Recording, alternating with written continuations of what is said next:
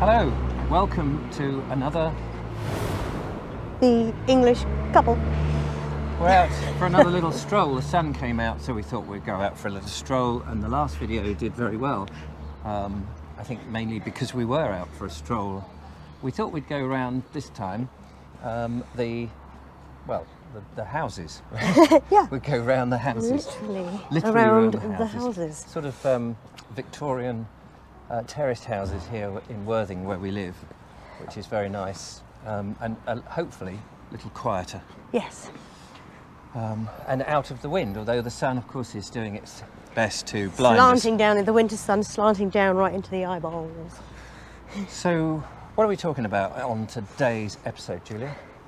I think we were contemplating the difference between how things were when you grew up to how things were when I grew up and to how things seem to be for kids now. So Julia and I are 18 years apart in age. Yes. So in some ways, I suppose that's three different generations of childhoods that we can explore. And compare, yeah. And compare. So I grew up in the 60s, which is almost 60 years ago now, Yeah. from when I was born, which is rather frightening. Although I still feel very young Yes. and youthful. You don't look a day over. No, day over what? You pick. And the thing about growing up then was, when I compare it to how I brought my kids up in the 90s, is that it seems much freer. Back then, and of course I was a kid, so it's difficult to work it all out because you weren't aware of certain things. I was vaguely aware of problems, but we were just left to our own devices and just got on with stuff. Yeah. You played, we went over to old derelict farms, we made our little films and things in Super 8 and Standard 8 and stuff. Mum just sort of used to open the back door and Let you loose. let us loose. But how about you, Julia? Well, I grew up predominantly in the 80s. After 18 months we moved to Saudi. So that was a bit of a different... That is very different to your average. Yeah. So how old were you I had very little to relate to people when I got back. How old were you when you were... I was 18 months old when we moved over there, and then it was about 2 weeks before my 7th birthday when we moved back. So I suffered culture shock and things like that. The weather was completely different arriving back here in the winter. Very much your formative years then, wasn't it? A lot of how you saw the world was being developed at that early age. Yes, quite. So within the compound that we lived in Saudi, it was relatively free. It was all expatriates, so it was New Zealanders, Canadians, Americans, South Americans. So just explain Filipino people. The idea of the compound. You're in Saudi Arabia, which is a very hot country. Yeah. Full of Arabs. Yep. And why are you in what you're calling because generally Saudis don't tend to work. They tend to employ in all their, workers and staff. Right. So they're all rich then, are they? All of them? Well, I wouldn't say all of them, but... But there was a lot of rich people. I don't know, because I didn't really, No. didn't really come into contact with them because we were kept in the compound. But it was very stark difference, driving through, because we'd all go, all the Westerners would go in a convoy across the desert to find a nice secluded beach. And then they'd all strip into their 80s and 90s type Speedos and swimsuits and things. And have a great time. But it was a stark difference to having seen, after we'd driven through towns and things, and seeing how things were. I don't really want to go into that. No, quite. So living in the compound, you were mixed with all sorts of different nationalities then? Yeah. Which is interesting because, when I was a kid, it was the 60s. Yes, we started to see different nationalities coming into England. But nothing like the quantity that we have now, where life is so diverse. Shall we go through the park? Yeah, that sounds lovely. Wander through Homefield Park. The meander. As it's here. And so, very much my upbringing was with people like me.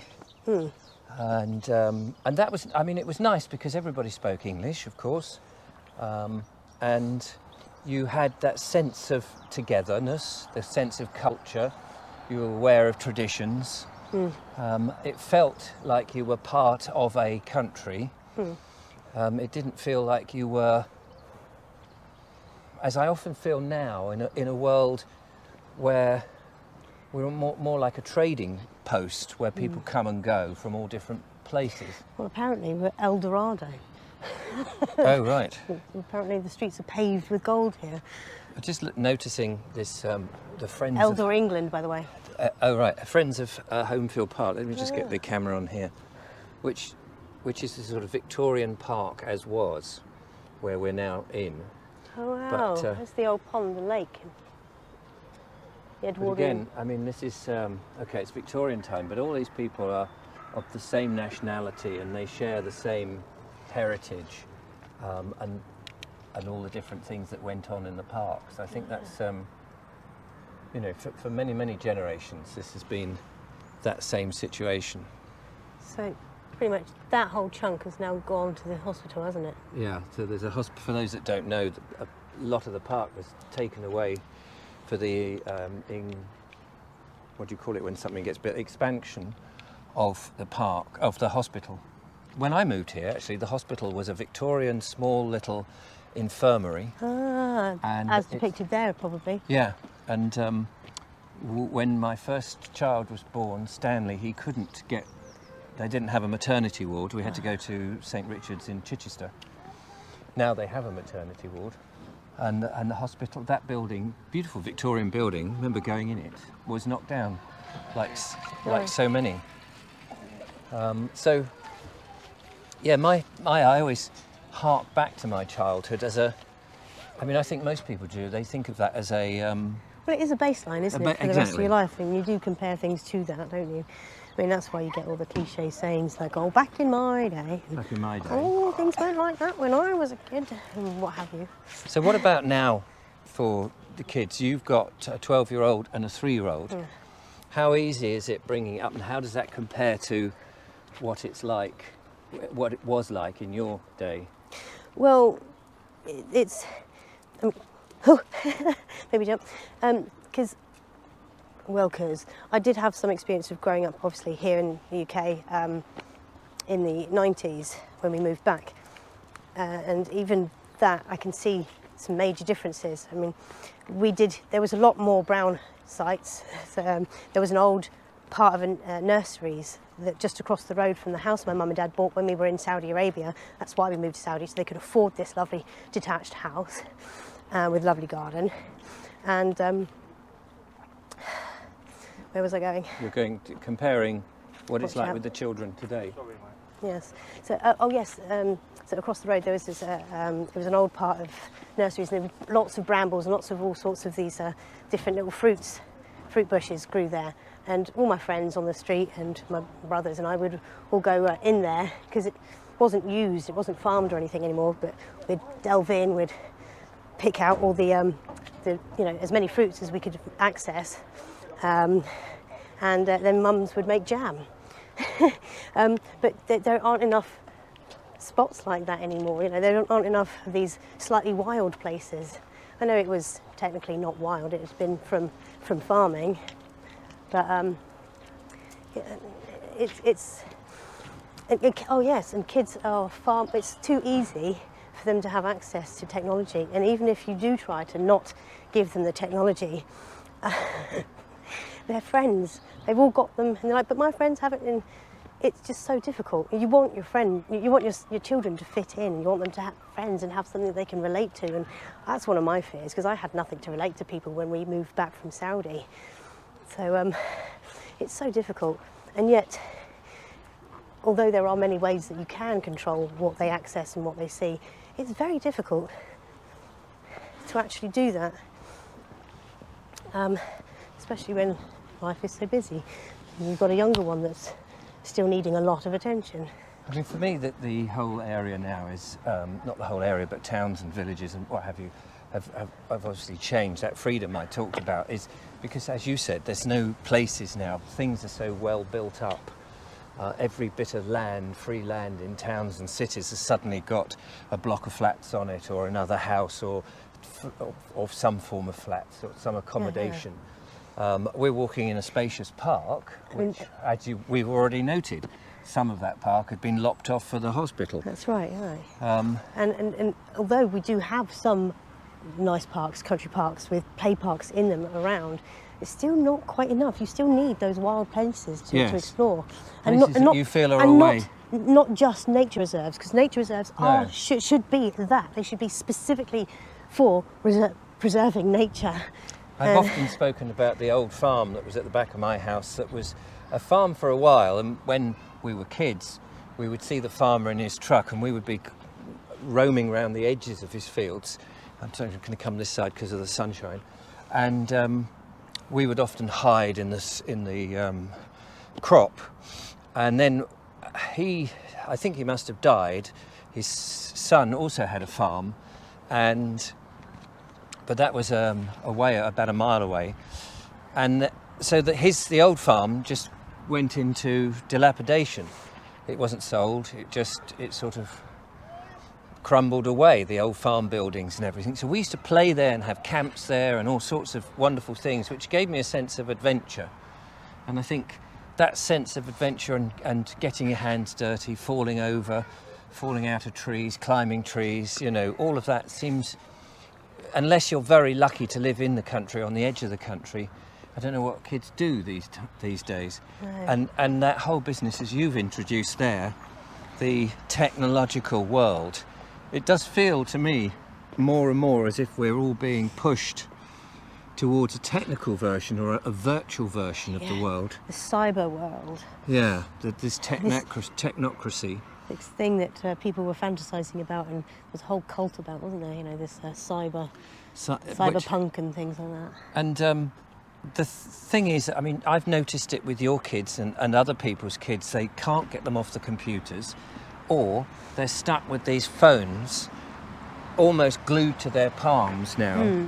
And they just can't stop and relax and enjoy life because they're looking at a tiny little screen and icons and pixels, and it just seems such a shame that they miss out. I mean, the really sad thing is, I would have just got, because I didn't want to give him a phone, my eldest, until he was 15 or something. I didn't have a phone until I was like 18, 19, and that was a borrowed phone from my mum, a mobile phone that is. So I didn't want to give him a phone till he was 15 at least, but then, and I wanted to only give him one that you could make phone calls or texts. But I knew that he wouldn't use it. Right. It would not be used. It would have been a pointless venture. So I had to get some sort of smartphone so that he would keep it on him. Yes. Because in the end, what was the reason you wanted to give him a phone? The reason I wanted to give him the phone in the first place, because it got to the point where the year before last, there was just so many times I've been like, I wish he had a mobile phone right now. I could phone him and find out where he is and what's right, because you were whether worried. he's okay. Yeah.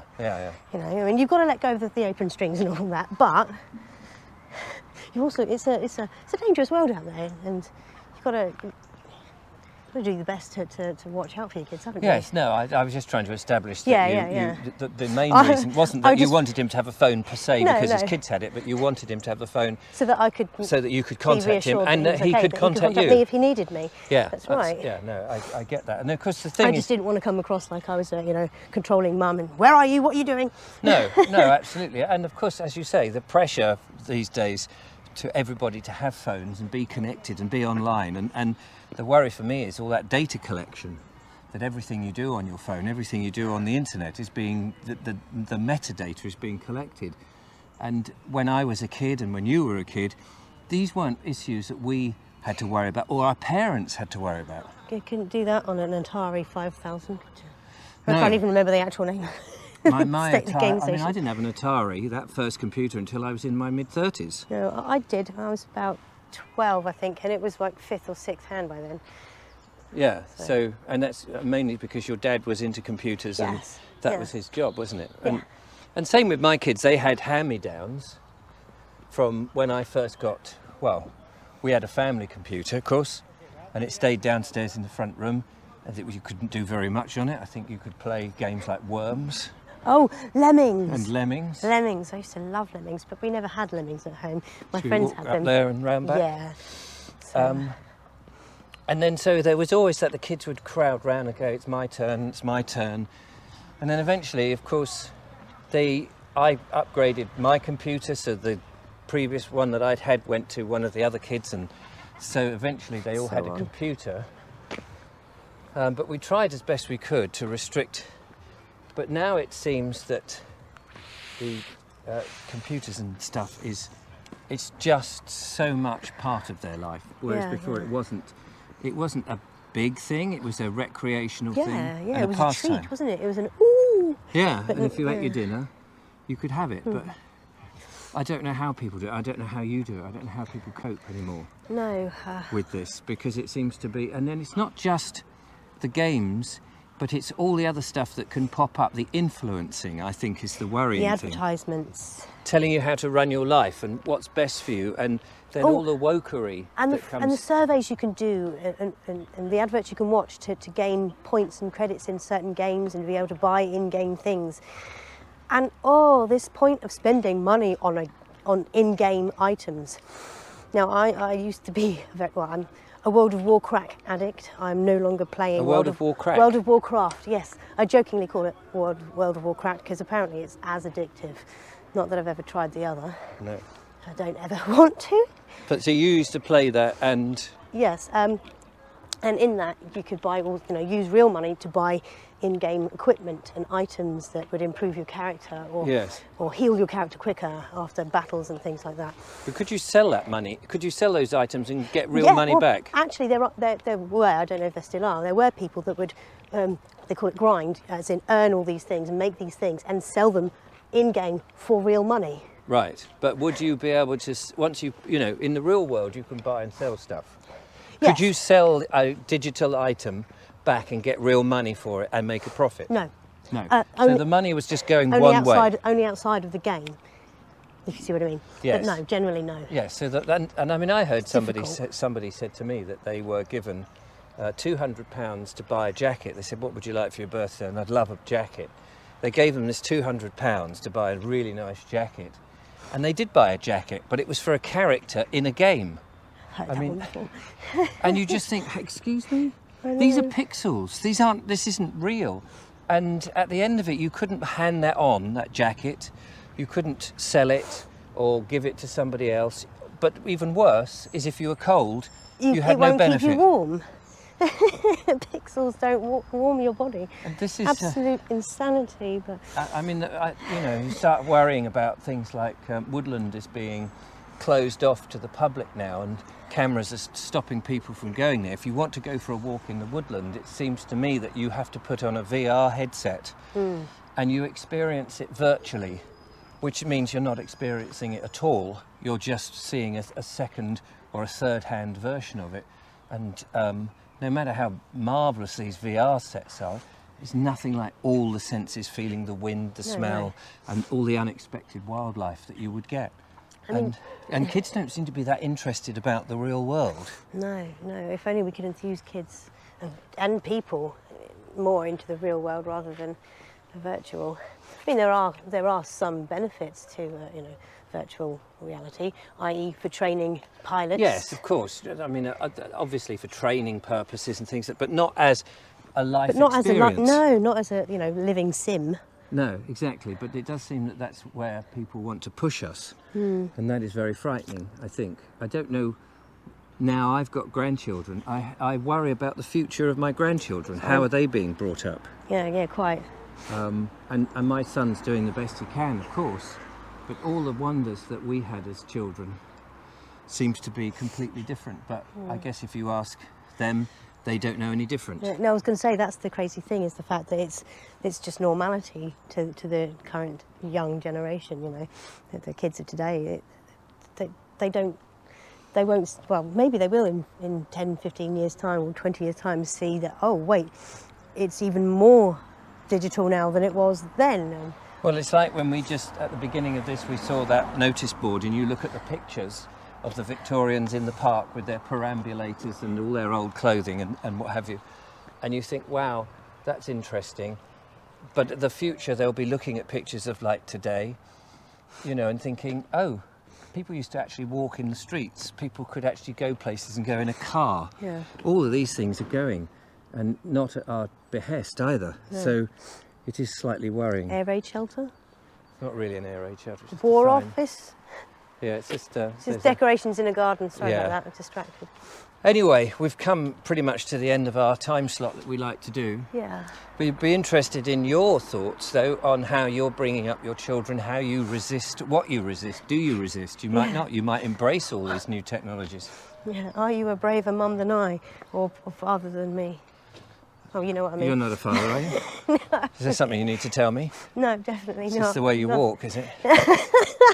Oh, you're going to start rumours now. Yeah. Oh dear. Well, what does that say about me? Anyway, never mind all that nonsense. Do leave a comment if you wish. We'd be interested in doing that. Give us a thumbs up and all the usual. And we will hopefully be out and about on another one very soon. Possibly in the van, have a cup of tea, get those nice aprons that were sent in to us by Mark. And but that's it for today. Yes, and excuse my sniffles. Yes, you- I do have a cold. She's getting over the cold. First one that's actually sunk in. She's into got my rid of system it for a because while. she's probably given it to me. No, because you've been drinking your zhuzhed lemon, Oh yes. whole zhuzhed lemon. She's a whole lemon. Anyway, more on that on another occasion. But from us in the sun, there we are. It's a bye for now. Bye for now.